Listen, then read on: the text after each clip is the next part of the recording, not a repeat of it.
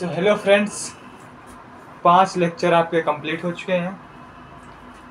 अब ये आपकी 5 लेक्चर में आपने जितना भी रिवीजन किया है, जितना भी पढ़ा है, जितना भी रीडिंग की है उसकी, तो उसी से रिलेटेड क्वेश्चन 46 क्वेश्चन आपके हैं, जो इस रिवीजन क्लास में हम आपको सॉल्व करवाएंगे और हर एक क्वेश्चन का आंसर बताएंगे और जो उसके अन्य ऑप्शन है वो बताएंगे वो किससे संबंधित हैं, और इन क्वेश्चनों का आंसर आपको कमेंट में जरूर देना है। तो आज चलिए फिर शुरू करते हैं आज की रिवीजन क्लास। रिवीजन क्लास का पहला जो आपका क्वेश्चन आता है वो है इतिहास के जनक कौन है। तो इतिहास के जनक आप जानते हैं, जैसा पहले लेक्चर में हमने पढ़ाया था, इतिहास के जनक कौन है? हेरोडोटस। तो इसमें ऑप्शन दिए गए हैं हेरोडोटस, क्रिस्टोफ सेलियरस, हरिदत्त और चाणक्य। हेरोडोटस तो ये तो सही है, और क्रिस्टोफ सेलियरस जो है वो इतिहास के विभाजन करता है। हरिदत्त हेरोडोटस का संस्कृत नाम है, और चाणक्य हैं, चाणक्य एक गुरु थे। अब इतिहास दूसरा क्वेश्चन आता है इतिहास के विभाजन करता कौन है। तो इतिहास के विभाजन करता क्रिस्टोफ सेलियरस और क्रिस्टोफ सेलियरस। अब तीसरा है शैलाश्रय चित्र किस स्थान पर मिले थे। शैलाश्रय चित्र किस स्थान पर मिले थे? तो भीमबेटका रायसेन एमपी, मध्य प्रदेश, अतिरंपक्कम मद्रास, मैंधा प्रतापगढ़, बागोर आर्जियानी राजस्थान। तो इसका पहला वाला जो ऑप्शन है वो सही है। शैलाश्रय चित्र किस स्थान पर मिले थे? तो भीमबेटका रायसेन एमपी में। मनुष्य के जीवाश्मों का पता लगाया था। मनुष्य के जीवाश्मों का पता किसने लगाया था? जैसा कि आप जानते हैं कि मनुष्य के जीवाश्मों का पता किसने लगाया था? तो मनुष्य के जीवाश्मों का पता लगाया था अरुण सोनकिया ने। ठीक है। अब आता है पहला पशुपालन का साक्ष्य मिला था। पहला पशुपालन का साक्ष्य कहाँ मिला था? और ये पता होना चाहिए आपको पशुपालन किस काल में हुआ था, मतलब सबसे पहले पशु किस काल में पाले जाते थे, है ना। तो सबसे पहले पशु पाले गए थे आदमगढ़ होशंगाबाद में, और यही जगह पर, मतलब जो आपका मध्य पाषाण काल है, मध्य पाषाण काल में ही सबसे पहले पशु पाले गए थे, और सबसे पहला जो पशु पाला गया था वो था कुत्ता। तो जो पशुपालन के सबसे पहले साक्ष्य मिले थे, मतलब जो वहां पर चिन्ह मिले थे एक तरीके से, तो वो है आदमगढ़ होशंगाबाद, जो कि मध्य प्रदेश में है। अब छठवां क्वेश्चन आता है मध्य पाषाण काल का सबसे बड़ा नगर कौन सा है। तो मध्य पाषाण काल का सबसे बड़ा नगर, इसमें ऑप्शन है मैंधा प्रतापगढ़, बागौर राजस्थान, सरायनहर उत्तर प्रदेश। तो इसका ये वाला ऑप्शन सही है, बागौर राजस्थान, जो कि मध्य पाषाण काल का सबसे बड़ा स्थल है, मतलब सबसे बड़ा नगर है। फिर 7वां क्वेश्चन आता है सर्वप्रथम कृषि कार्य किस काल में हुआ। सर्वप्रथम कृषि कार्य किस काल में हुआ? तो सर्वप्रथम जो कृषि कार्य हुआ था वो हुआ था आपका नवपाषाण काल में। सर्वप्रथम कृषि कार्य नवपाषाण काल में हुआ था।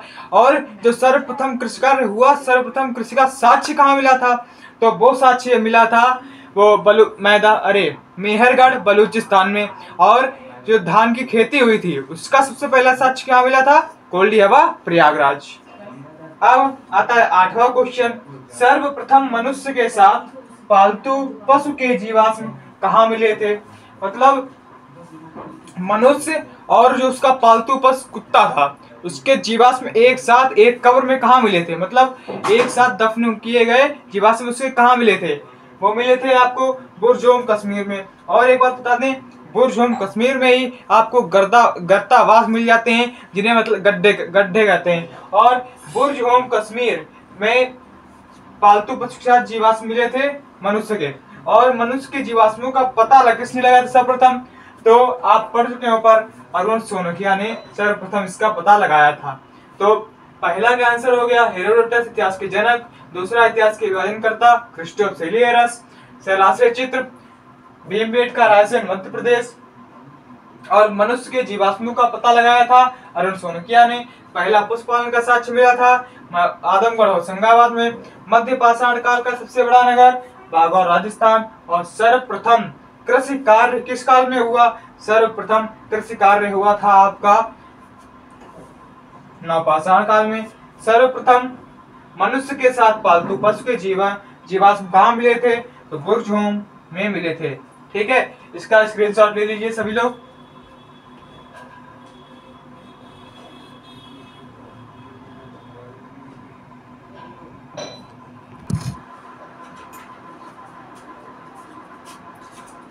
ले लिया स्क्रीनशॉट। अब आता है आपका 9वां क्वेश्चन, सिंधु घाटी सभ्यता किस काल में आती है? तो ऐतिहासिक काल पहला ऑप्शन, दूसरा आद्य ऐतिहासिक काल, तीसरा प्रागैतिहासिक काल। तो इसका जो ऑप्शन है ऑप्शन नंबर 2 सही है, क्योंकि आद्य ऐतिहासिक काल में 2 सभ्यताएं आपकी आती हैं, एक हो गई वैदिक सभ्यता और एक हो गई सिंधु घाटी सभ्यता। अब क्वेश्चन 10वां जो आता है वो है भारत का बिस्मार्क किसे कहा जाता है? भारत का बिस्मार्क किसे कहा जाता है? पहला ऑप्शन चाणक्य, दूसरा सरदार वल्लभ भाई पटेल और तीसरा समुद्रगुप्त, चौथा विष्णुगुप्त। तो भारत का बिस्मार्क कहा जाता है सरदार पटेल यानी सरदार वल्लभ भाई पटेल। और चाणक्य को भारत का मेकियावेली कहा जाता है। वेदों के संकलन करता, वेदों के मतलब जो 4 वेद हैं उनको संकलित किसने किया था? तो वेदों को संकलित किया था महर्षि कृष्ण द्वैपायन वेद व्यास। 12वां क्वेश्चन, साम वेद का उपवेद कौन सा है? पहले तो आपके वेद कितने हैं? 4 हैं, ऋग्वेद, यजुर्वेद, सामवेद, अथर्ववेद। अब ऋग्वेद जो है उसका जो उपवेद, ऋग्वेद का जो उपवेद आता है वो आता है आपका आयुर्वेद। और यजुर्वेद का आता है धनुर्वेद, सामवेद का आता है गंधर्ववेद और जो अथर्ववेद है उसका है सिद्धवेद। तो सामवेद का जो उपवेद हो जाएगा वो हो जाएगा गंधर्ववेद। अब बात आती है नया वेद कौन सा है? तो वेद तो आप पता है 4 होते हैं, ऋग्वेद, यजुर्वेद, सामवेद, अथर्ववेद। और जो ऋग्वेद है वो सबसे नया वेद है, मतलब नहीं, ऋग्वेद आपका जो सबसे प्राचीन है और जो अथर्ववेद है वो है नया वेद।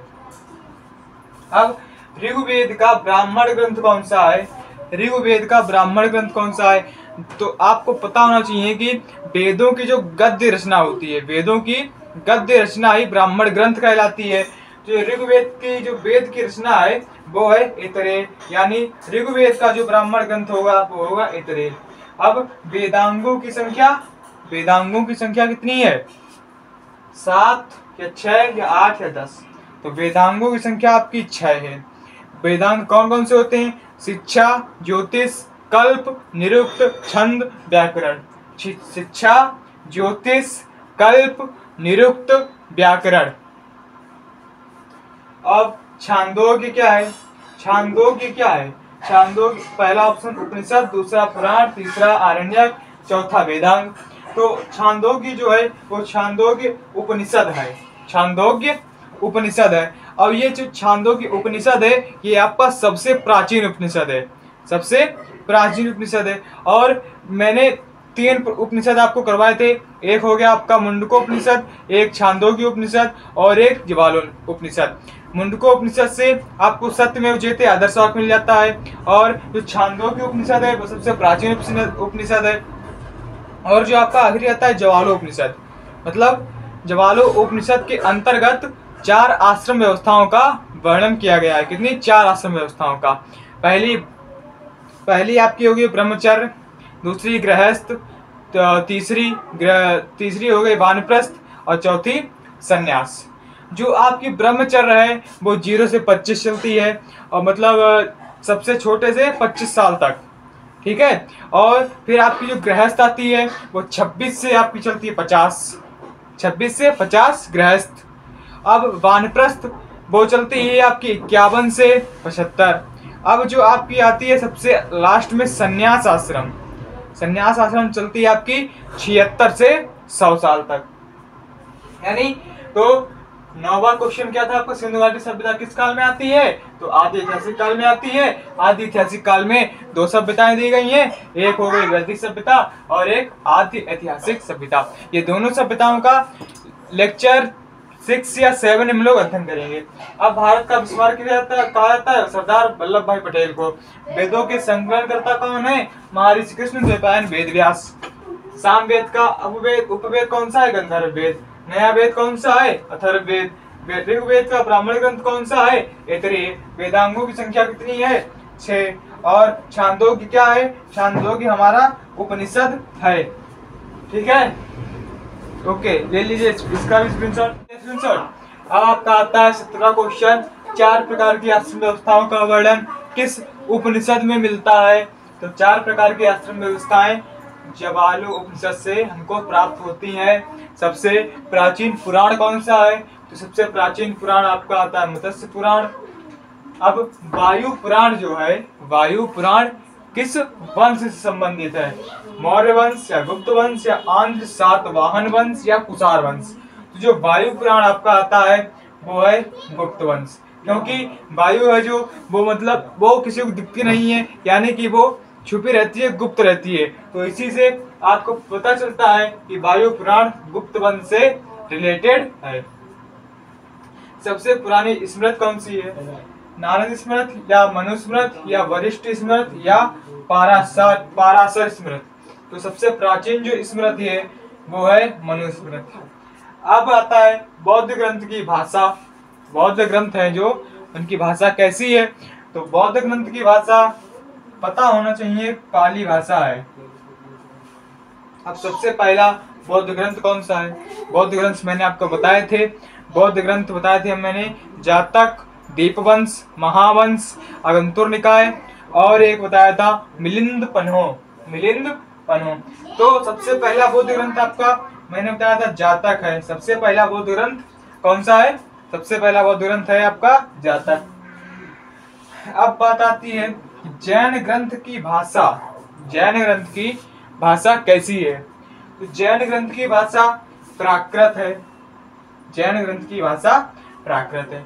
अब मैं एक बात बता दूं आपको, जो 16 महाजनपदों की जो उदय हुआ था, 16 महाजनपदों का उदय बौद्ध ग्रंथों में एक ग्रंथ आता है अगंतुर निकाय और जैन ग्रंथ में एक ग्रंथ आता है भगवती सूत्र। इन दोनों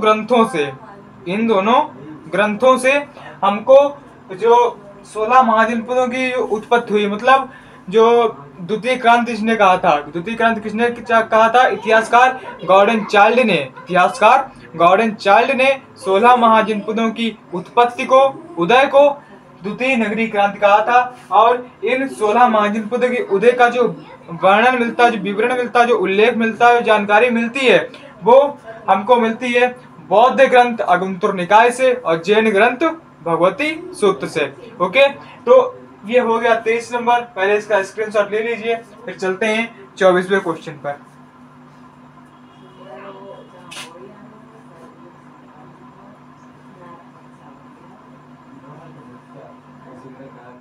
ले लिया स्क्रीनशॉट।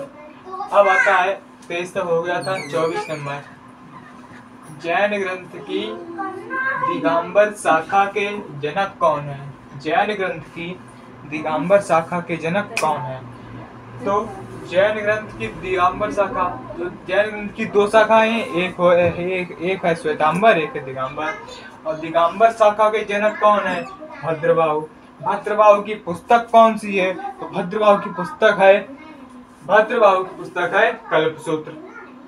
अब 25 नंबर आता है कि बौद्ध ग्रंथ की शाखाएं 2 हैं, हीनयान महायान। बौद्ध ग्रंथ की शाखा हीनयान का ग्रंथ है।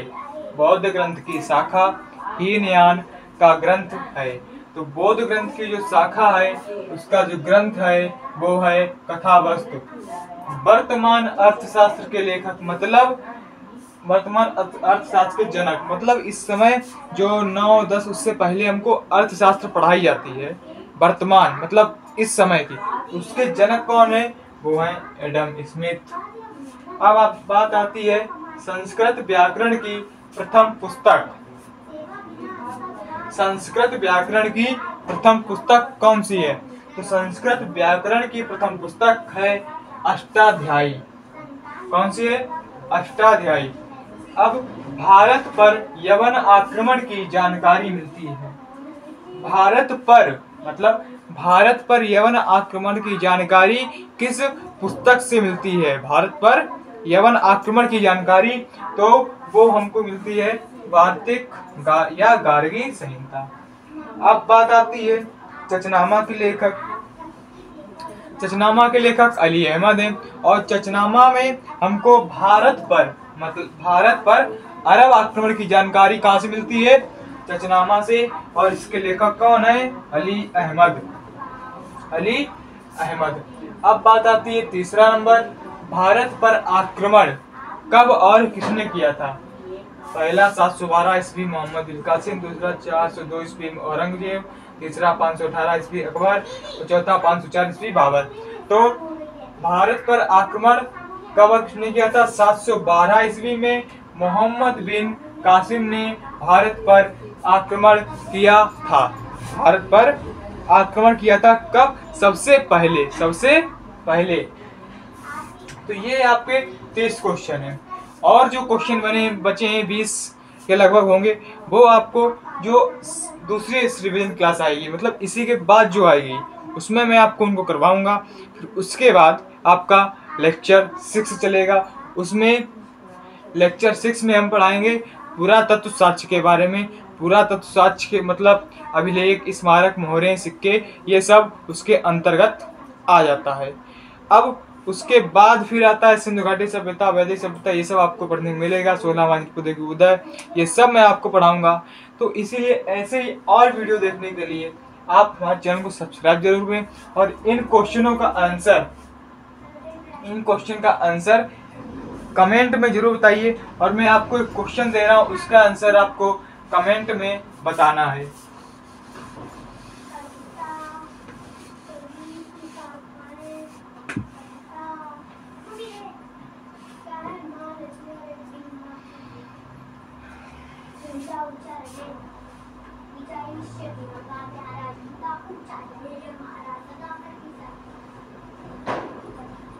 अष्टाध्यायी के लेखक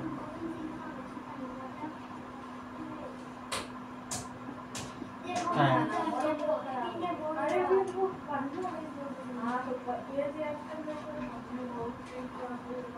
अष्टाध्यायी के लेखक कौन है? पाणिनि, अली अहमद,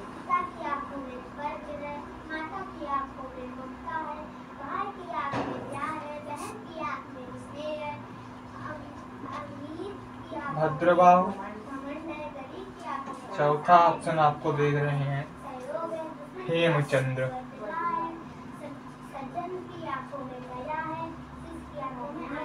इस क्वेश्चन का आंसर आपको कमेंट बॉक्स में जरूर देना है, ठीक है? तो ये क्वेश्चन आप लोग बता दीजिए कमेंट बॉक्स में। और ऐसी और वीडियो देखने के लिए हमारे चैनल को लाइक सब्सक्राइब जरूर करें और कमेंट में ये जरूर बताया करें कि आपको पढ़ने में यहाँ इस प्लेटफॉर्म में कैसा फील होता है, समझ में आता है कि नहीं, ये जरूर बताया करें। इससे ये होता है मैं पढ़ा रहा हूँ, अगर आप लोग कहेंगे समझ में आ रहा है तो मेरा मन मतलब पढ़ाने में और अच्छी तरीके से लगेगा, मैं आप लोगों को और अच्छी तरीके से पढ़ा पाऊंगा, रीडिंग करवा पाऊंगा, ठीक है? और इसके बाद जो मतलब जो रिवीजन क्लास दूसरी आएगी उसमें 20 से 25 क्वेश्चन लगभग होंगे यार, मतलब इतने क्वेश्चन होंगे। और जो 6 लेक्चर होगा उसमें हम लोग पढ़ेंगे वो पुरातत्व साक्ष्य के बारे में, अभिलेख, सिक्के, मोहरें और यही सब, स्मारक, और इसके बाद 16 महानपुरुषों का उदय और सिंधु घाटी सभ्यता, ये सब पढ़ेंगे। तो चलिए फिर मिलते हैं रिवीजन क्लास नेक्स्ट में। तो धन्यवाद। सब्सक्राइब, लाइक, शेयर जरूर करें।